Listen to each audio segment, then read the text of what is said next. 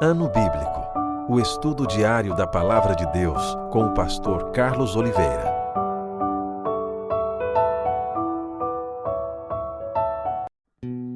Continuando nosso ano bíblico hoje, o livro dos Atos dos Apóstolos, capítulo 16 ao 18. Paulo leva consigo a Timóteo. Chegou também a Derbe e a Listra. Havia ali um discípulo chamado Timóteo, filho de uma judia crente, mas de pai grego. Dele davam bom testemunho os irmãos em Listra e Icônio. Quis Paulo que ele fosse em sua companhia, e por isso circuncidou por causa dos judeus daqueles lugares, pois todos sabiam que seu pai era grego. Ao passar pelas cidades, entregavam aos irmãos para que as observassem as decisões tomadas pelos apóstolos e presbíteros de Jerusalém. Assim, as igrejas eram fortalecidas na fé e de dia a dia aumentavam em número. A visão em Troade e percorrendo a região frígio-gálata, tendo sido impedidos pelo Espírito Santo de pregar a palavra na Ásia, defrontando Mísia, tentavam ir para Bitínia, mas o Espírito de Jesus não permitiu. E tendo contornado Mísia, desceram a Troade. À noite sobreveio a Paulo uma visão, na qual um varão macedônio estava em pé e lhe rogava, dizendo: passa Macedônia e ajuda-nos. Assim que teve a visão, imediatamente procuramos partir para aquele destino, concluindo que Deus nos havia chamado para lhes anunciar o Evangelho. Tendo, pois, navegado de Troade, seguimos em direitura a Samotrácia, no dia seguinte a Neápolis, e dali a Filipos, cidade da Macedônia, primeira do distrito e colônia. Nesta cidade permanecemos alguns dias. No sábado saímos da cidade para junto do rio, onde nos pareceu haver um lugar de oração, e assentando-nos, falamos às mulheres que para ali tinham concorrido.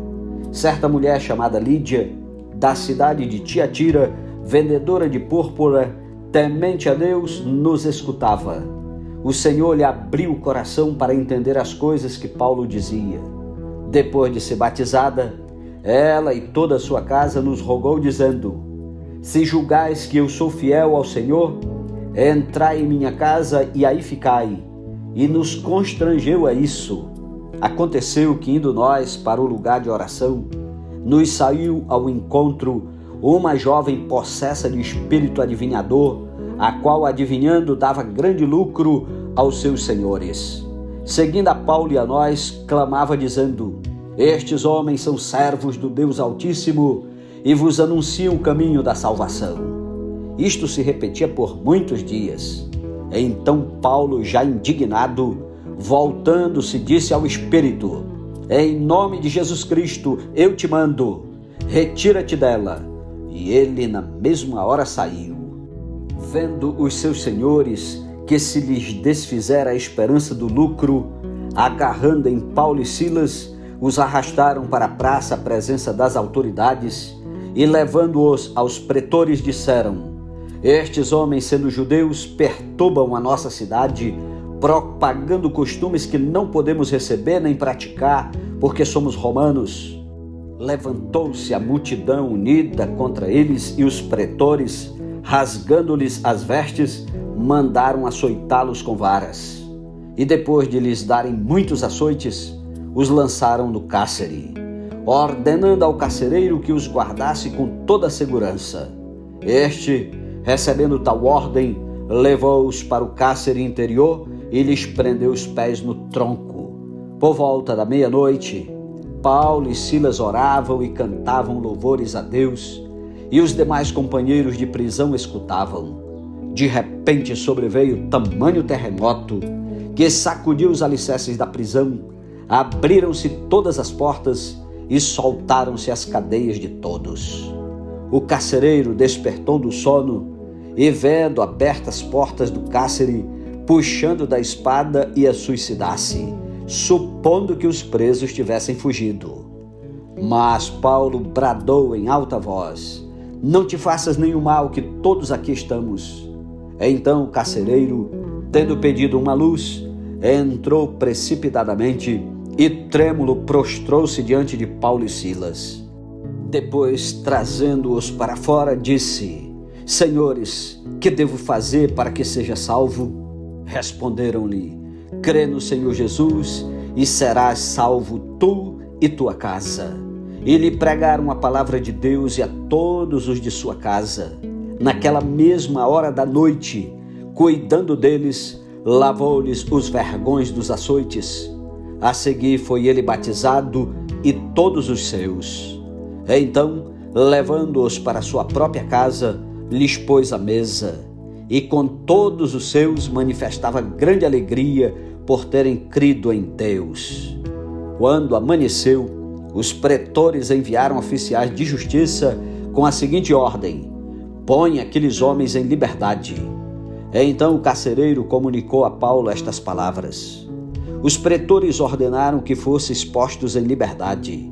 Agora, pois, saí e ide em paz. Paulo, porém, lhes replicou: sem ter havido processo formal contra nós, nos açoitaram publicamente e nos recolheram ao cárcere, sendo nós cidadãos romanos. Querem agora as ocultas lançar-nos fora? Não será assim.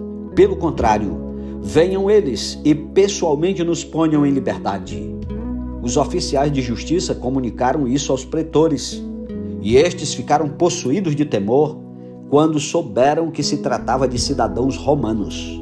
Então foram ter com eles e lhes pediram desculpas, e relaxando-lhes a prisão, rogaram que se retirassem da cidade. Tendo-se retirado do cárcere, dirigiram-se para a casa de Lídia, e vendo os irmãos, os confortaram. Então partiram. Capítulo 17. Paulo e Silas em Tessalônica. Tendo passado por Anfípolis e Apolônia, chegaram a Tessalônica, onde havia uma sinagoga de judeus.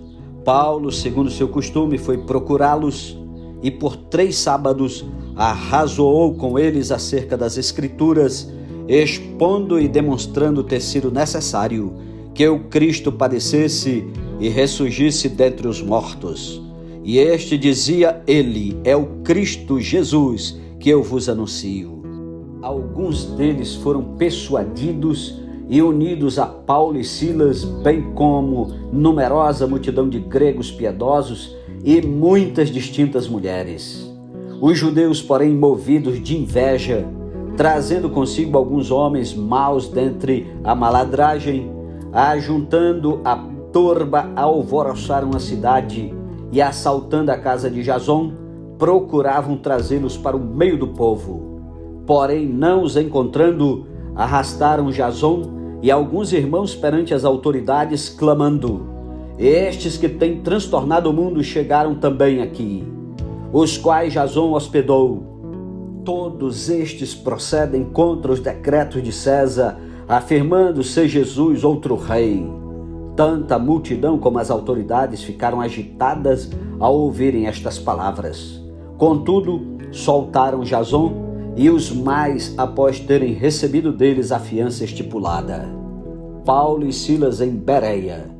E logo durante a noite, os irmãos enviaram Paulo e Silas para Bereia. Ali chegados, dirigiram-se à sinagoga dos judeus. Ora, estes de Bereia eram mais nobres que os de Tessalônica, pois receberam a palavra com toda a avidez, examinando as Escrituras todos os dias para ver se as coisas eram de fato assim. Com isso, muitos deles creram, mulheres gregas de alta posição e não poucos homens. Mas logo que os judeus de Tessalônica souberam que a palavra de Deus era anunciada por Paulo, também em Bereia, foram lá excitar e perturbar o povo. Então os irmãos promoveram sem detença a partida de Paulo para os lados do mar. Porém, Silas e Timóteo continuaram ali. Os responsáveis por Paulo levaram-no até Atenas e regressaram trazendo ordem a Silas e Timóteo para que, o mais depressa possível, fossem ter com ele. O discurso de Paulo em Atenas. Enquanto Paulo os esperava em Atenas, O seu espírito se revoltava em face da idolatria dominante na cidade.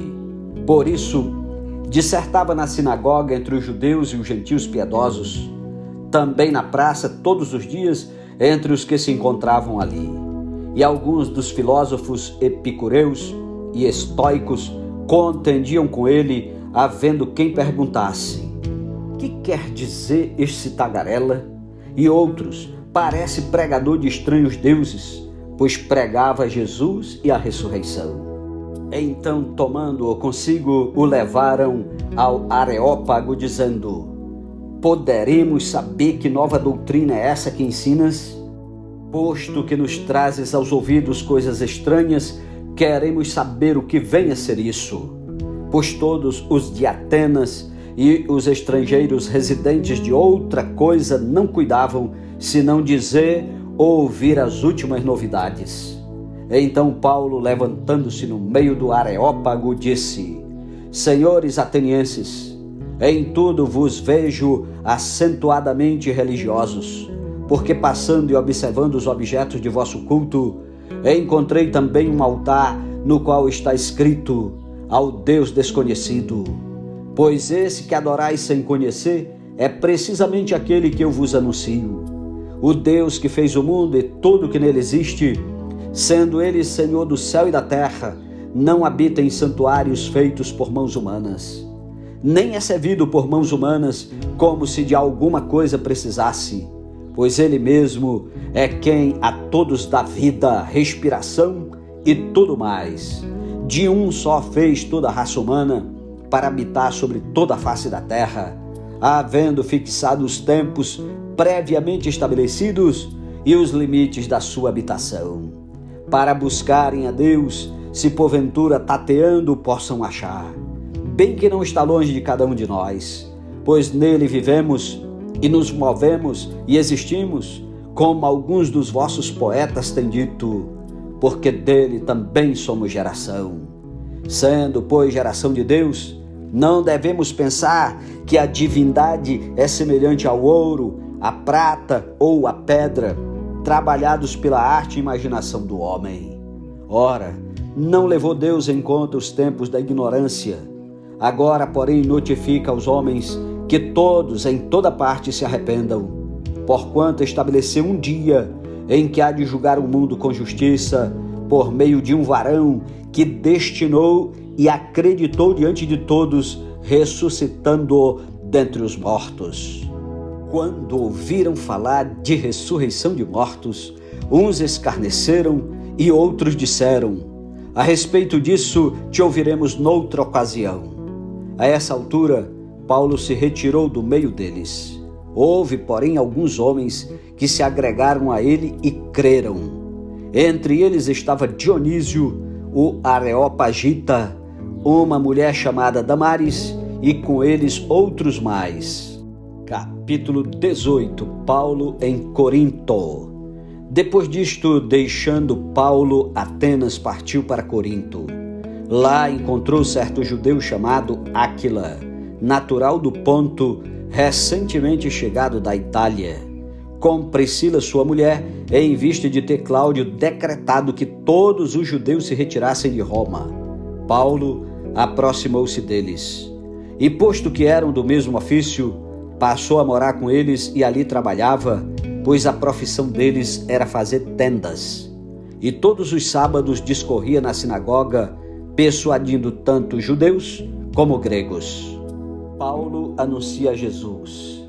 Quando Silas e Timóteo desceram da Macedônia, Paulo se entregou totalmente à palavra, testemunhando aos judeus que o Cristo é Jesus. Opondo-se eles e blasfemando, sacudiu Paulo as vestes e disse-lhes: sobre a vossa cabeça o vosso sangue. Eu dele estou limpo e desde agora vou para os gentios. Saindo dali, entrou na casa de um homem chamado Tício Justo, que era temente a Deus. A casa era contígua à sinagoga.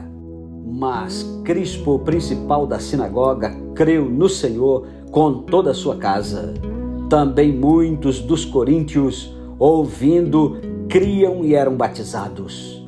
Teve Paulo durante a noite uma visão em que o Senhor lhe disse: Não temas, pelo contrário, fala e não te cales, porquanto eu estou contigo e ninguém ousará fazer-te mal, pois tenho muito povo nesta cidade. E ali permaneceu 1 ano e 6 meses, ensinando entre eles a palavra de Deus. Quando, porém, Gálio era procônsul da Acaia, levantaram-se os judeus concordemente contra Paulo e o levaram ao tribunal, dizendo: este persuade os homens a adorar a Deus por modo contrário à lei. Ia Paulo falar quando Gálio declarou aos judeus: se fosse com efeito alguma injustiça ou crime da maior gravidade aos judeus, de razão seria atender-vos.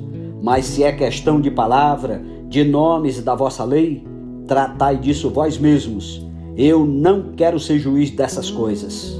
E os expulsou do tribunal.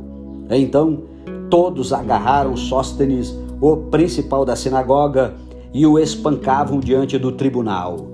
Gálio, todavia, não se incomodava com estas coisas. O final da segunda viagem missionária de Paulo. Mas Paulo, havendo permanecido ali ainda muitos dias, por fim, despedindo-se dos irmãos, navegou para a Síria, levando em sua companhia Priscila e Áquila, depois de ter raspado a cabeça em Cencreia, porque tomara voto. Chegados a Éfeso, deixou-os ali. Ele, porém, entrando na sinagoga, pregava aos judeus. Rogando-lhe eles que permanecesse ali mais algum tempo, não cedeu. Mas, despedindo-se, disse: se Deus quiser, voltarei para vós outros. E embarcando, partiu de Éfeso. Chegando a Cesareia, desembarcou subindo a Jerusalém. E tendo saudado a igreja, desceu para Antioquia. Havendo passado ali algum tempo, saiu atravessando sucessivamente a região da Galácia e Frígia, confirmando todos os discípulos. A terceira viagem missionária de Paulo, Apolo em Éfeso. Nesse meio tempo, chegou a Éfeso um judeu natural de Alexandria, chamado Apolo, homem eloquente e poderoso nas Escrituras. Era ele instruído no caminho do Senhor, e, sendo fervoroso de espírito, falava e ensinava com precisão a respeito de Jesus, conhecendo apenas o batismo de João. Ele, pois, começou a falar ousadamente na sinagoga. Ouvindo-o, porém, Priscila e Áquila tomaram-no consigo e com mais exatidão lhe expuseram o caminho de Deus. Querendo ele percorrer a Acaia, animaram-no os irmãos e escreveram aos discípulos para o receberem. Tendo chegado, auxiliou muito aqueles que, mediante a graça, haviam crido, porque com grande poder convencia publicamente os judeus, provando por meio das Escrituras que o Cristo é Jesus. Amém. Louvado seja Deus pela sua santa palavra. Tire tempo para orar e meditar. Que Deus o abençoe. Um ótimo dia para você e até amanhã em nome de Jesus. Amém.